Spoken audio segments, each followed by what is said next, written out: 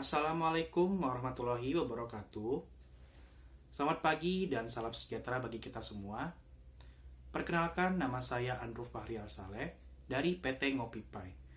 Akan mempresentasikan mengenai analisis kelayakan usaha pembuatan kopi bubuk Gold Seeger PT Ngopi Pai. Sebelumnya saya ucapkan selamat datang kepada Bapak dan Ibu investor yang telah hadir di PT Ngopi Pai. Baiklah, langsung saja ke pemaparan materi. Kopi merupakan salah satu hasil komoditi perkebunan yang memiliki nilai ekonomis yang cukup tinggi di antara tanaman perkebunan lainnya dan berperan penting sebagai sumber devisa negara. Profil perusahaan. Perusahaan ini didirikan pada 6 Oktober 2021 dengan nama PT Ngopi Pai.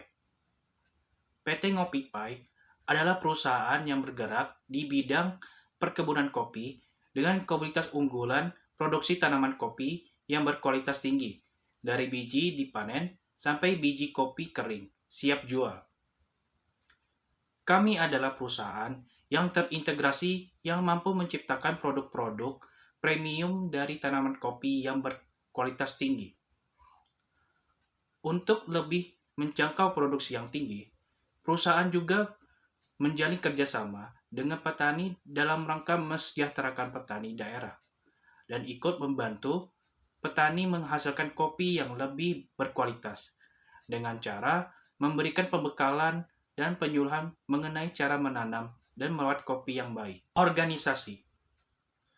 Organisasi adalah sebuah wadah untuk sekumpulan orang yang bekerja sama secara rasional serta sistematis yang terpimpin atau terkendali untuk mencapai suatu tujuan tertentu, memanfaatkan sumber daya yang ada di dalamnya. Dan ini adalah para pendiri dari PT Ngopi Pai.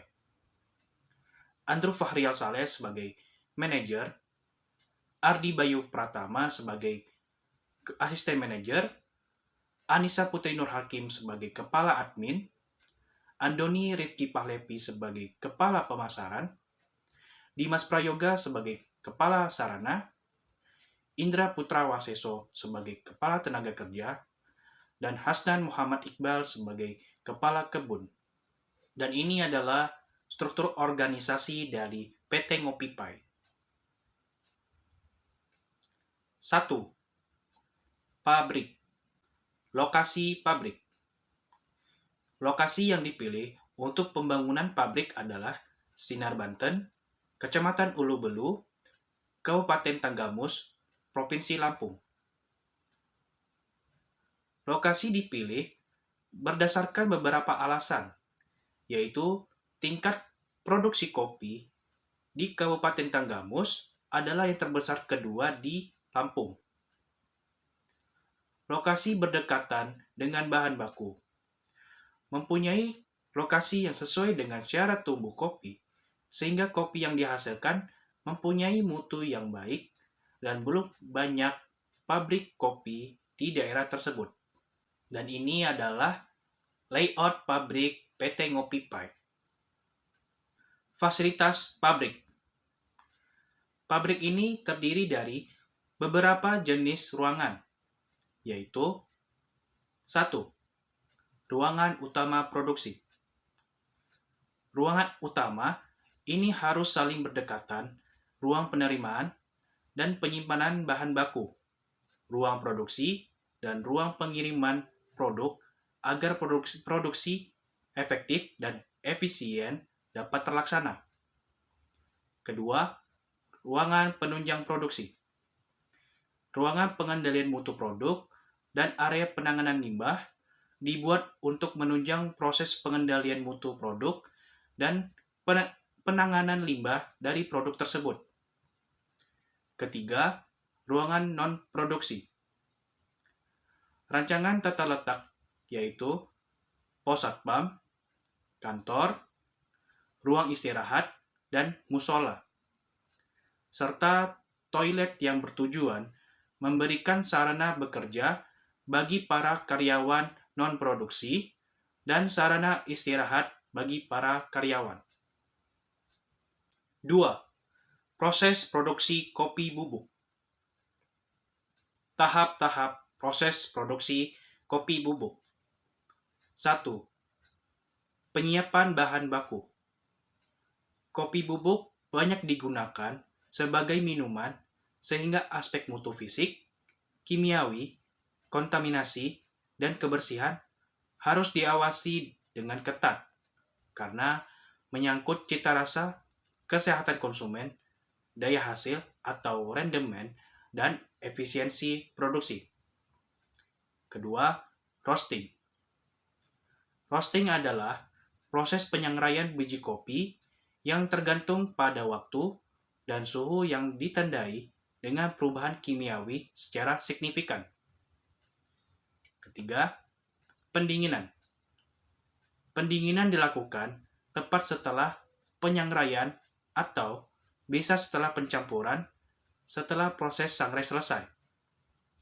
Biji kopi harus segera didinginkan di dalam bak pendingin. Keempat, penggilingan. Biji kopi sangrai dihaluskan dengan alat penghalus atau grinder sampai diperoleh butiran kopi bubuk yang dengan kehalusan tertentu. Kelima, pengemasan. Tujuan pengemasan adalah untuk mempertahankan aroma dan cita rasa kopi bubuk selama transportasi, didistribusikan ke konsumen, dan selama dijajakan di toko, di pasar tradisional, dan di pasar swalayan. Studi kelayakan sesuai produksi. 1. Produksi. Tanaman kopi pada tahap TM atau tanaman menghasilkan dengan lahan 1.600 hektar. Pemeliharaan pada tanaman kopi melakukan berbagai cara seperti pemangkasan produksi, pemupukan, dan lain-lain. Kedua, daya pendukung dalam produksi. Dalam produksi kopi, membutuhkan sebuah daya pendukung untuk memproduksi kopi hingga menjadi produk kopi bubuk. Daya pendukung ini dapat meningkatkan produksi kopi sehingga perusahaan dapat meraih keuntungan yang lebih. Ketiga, bahan produksi. Bahan yang digunakan untuk produksi adalah kualitas kopi yang unggul. Tanaman kopi diberi perlakuan khusus untuk meningkatkan kualitas kopi dan mencegah adanya hama penyakit yang dapat menimbulkan penurunan pada kualitas kopi. Keempat, ekonomi. Harga produk kopi yang dipasarkan sangat terjangkau, sehingga masyarakat pencinta kopi bisa membelinya dengan mudah dan bisa merasakan cita rasa kopi yang khas membuat masyarakat sangat menyukainya. Kesehatan, keselamatan kerja atau K3. 1. Pengertian. Usaha mencegah kemungkinan terjadinya kecelakaan kerja, penyakit akibat kerja, kebakaran, peledakan, dan pencemaran lingkungan. Kedua, tujuan. Untuk menciptakan kondisi lingkungan kerja yang aman, sehat, dan bebas dari pencemaran lingkungan dengan memelihara kesehatan, keamanan, dan keselamatan tenaga kerja di dalam perusahaan untuk dapat mencegah atau mengurangi terjadinya kecelakaan dan penyakit akibat kerja, dan pada akhirnya dapat meningkatkan sistem efisiensi dan produktivitas kerja. Ketiga, sasaran K3. 1. Menjamin keselamatan pekerja dan orang lain. 2. Menjamin keamanan peralatan yang digunakan. 3. Menjamin proses produksi yang aman dan lancar. 4. Norma. 1. Norma yang harus dipahami dalam K3. 2. Aturan berkaitan dengan keselamatan dan kesehatan kerja. 3. Ditetapkan untuk melindungi tenaga kerja. Keempat, resiko kecelakaan dan penyakit akibat kerja. Jenis bahaya dalam K3. 1. Kimia. Bahaya akibat terhirupnya atau terjadinya kontak antara manusia dengan bahan kimia berbahaya. Contohnya, pestisida. Kedua, fisika. Bahaya akibat suatu temperatur udara yang terlalu panas maupun terlalu dingin, serta keadaan udara yang tidak normal yang menyebabkan terjadinya perubahan atau mengalami suhu tubuh yang tidak normal. Contohnya, suhu ruangan produksi dan mesin roasting. Ketiga, pendengaran. Bahaya akibat keadaan yang sangat bising yang menyebabkan terjadinya kerusakan pendengaran. Contohnya, suara dari mesin produksi. Keempat, cahaya. Bahaya akibat pencahayaan atau penerangan yang kurang menyebabkan kerusakan penglihatan. Contohnya, sinar matahari. Kelima, peralatan. Bahaya dan pengangkutan barang serta penggunaan peralatan yang kurang lengkap dan aman yang mengakibatkan cedera pada pekerja dan orang lain. Contohnya, kecelakaan alat produksi.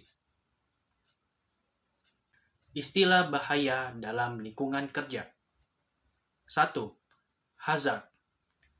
Keadaan yang dapat menghambat kemampuan pekerja. Contohnya, kecelakaan, penyakit, dan kerusakan. Kedua, danger. Tingkat bahaya dalam suatu kondisi. Contohnya, pestisida, pupuk kimia, dan mesin. Ketiga, insiden. Kejadian bahaya yang dapat atau telah mengadakan kontak dengan sumber energi. Contohnya, sumber energi dari listrik, peralatan produksi, dan air limbah. Keempat, accident.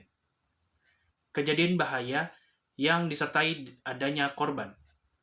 Contohnya, kecelakaan seperti terjatuh, terluka, dan lain-lain. Standar keselamatan kerja. 1. Perlindungan badan. Contohnya, kacamata, sarung tangan, sepatu, topi, dan baju APD. 2. Perlindungan mesin. Contohnya, baju APD, sarung tangan, dan sepatu. Ketiga, pengamanan listrik. Contohnya, sepatu dan sarung tangan. Keempat, pengamanan ruangan. Contohnya, sistem alarm, alat pemadam kebakaran, penerangan yang cukup, ventilasi yang baik, dan jalur evakuasi yang memadai. Baiklah, sekian pemaparan materi presentasi dari saya. Apabila ada kesalahan kata, saya mohon maaf. Kepada Allah saya mohon ampun. Saya akhiri. Wabillahi taufiq wal hidayah. Wassalamualaikum warahmatullahi wabarakatuh.